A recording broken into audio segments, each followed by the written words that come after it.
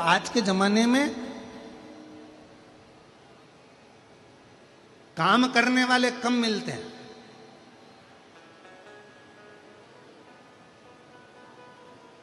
आज के जमाने में फैक्ट्री में काम करने वाले कम मिलेंगे, घर में काम करने वाले कम मिलेंगे, दुकान पर काम करने वाले कम मिलेंगे, पर जितने भी मिलेंगे काम करने वाले कम मिलेंगे, पर कान भरने वाले ज्यादा मिलेंगे। जितने मिलेंगे झाड़ू लगाते लगाते एक भाई अगर काम भी कर रही, झाड़ू भी लगा रही ना, तो धीरे धीरे फुसुर फुसुर कान भरती जाती है। देख लो, वो तुम्हारी बाजू वाली है ना, झाड़ू लगा रही है, और झाड़ू लगा तुम्हारी बाजू वाली है ना, वो ऐसा कर रही थी। अब बता, सेठानी को कहना चाहिए तू काम कर कि कान भर।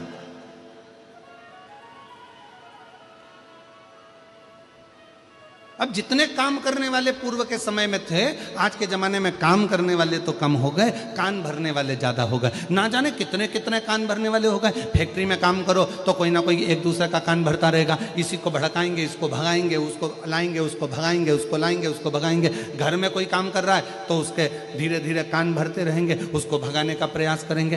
काम करने वाला काम नहीं कर पाता, दिन भर बैठकर केवल कान भरा करता है। शिव महापुराण की कथा में स्वयं शंकर भगवान माता पार्वती जी से कहते हैं, हे पार्वती, चल मैं तुझे अमरनाथ की गुफा में लेकर चलता हूं। वहां क्या करना पड़ेगा प्रभु? पार्वती जी से शिव जी कहते हैं, वहां पर मैं तेरे कान भरूंगा, पर उन कानों में मैं कोई निंदा नहीं भरूंगा, उन कानों में भगवान का नाम भरूंगा, और अमर कथा तेरे कानों में मैं भर दूंगा। अमर कथा,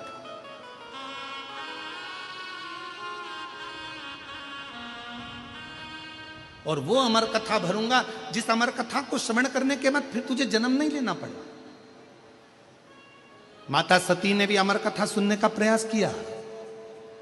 कुंभज बाबा के आश्रम में जाकर, अगस्त ऋषि के आश्रम में पहुंचकर भगवान शंकर सती जी को कथा सुनाने के लिए लेकर गए। माता उमा जब भगवान महेश के साथ में विराजमान हुई,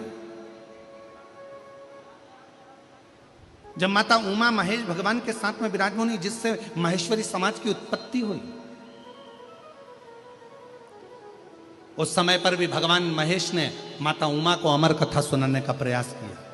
माता कात्यायनी को, माता कुचमंडा को, माता स्कंदा को, माँ कालरात्रि को, माता महागौरी को, ऐसा कोई माता का अवतार नहीं हुआ जिसमें भगवान शंकर ने माँ पार्वती जी को जो अन्य रूप में आई उनमें उन्होंने अमर कथा सुनाने का प्रयास नहीं किया।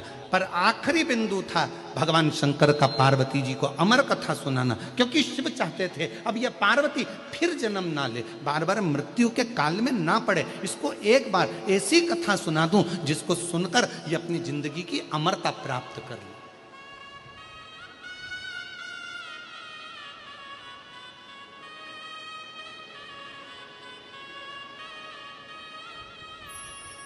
और मेरे बाबा सुना दो ऐसी कथा जिसे सुनकर मैं भी अमर हो।